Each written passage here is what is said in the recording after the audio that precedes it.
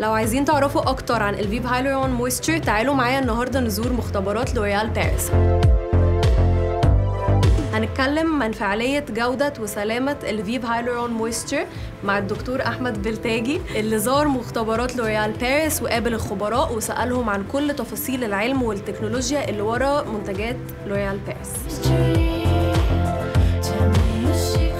ممكن تحكي لنا اكتر عن تركيبه الفيف هايلورون مويستشر؟ البرودكت ده فيه ايه؟ فيه هيالورونيك اسيد.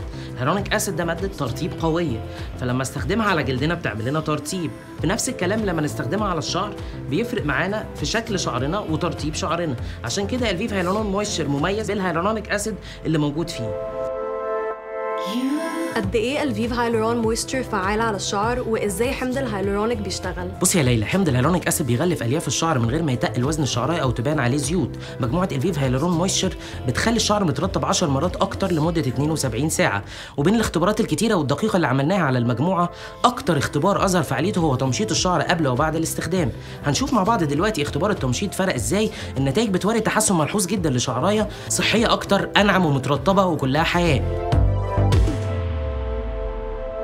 وقد ايه الفيف هايلورون امن على الشعر؟ برودكت بيمر بمراحل كتير قوي تو انشور او عشان اطمن ان الفعاليه زي ما هي كويسه، البرودكت كمان سيف على شعرنا. الهيالورون مويستشر فيه هيالورونيك اسيد، وده نوع من انواع السكريات موجود في جلدنا وموجود في فروه راسنا، بس في الاخر لما اجي استخدمه على شعرنا بيمر بمراحل كتير قبل ما اقول البرودكت ده امن. هل ممكن منتجات التجميل تسبب تساقط للشعر؟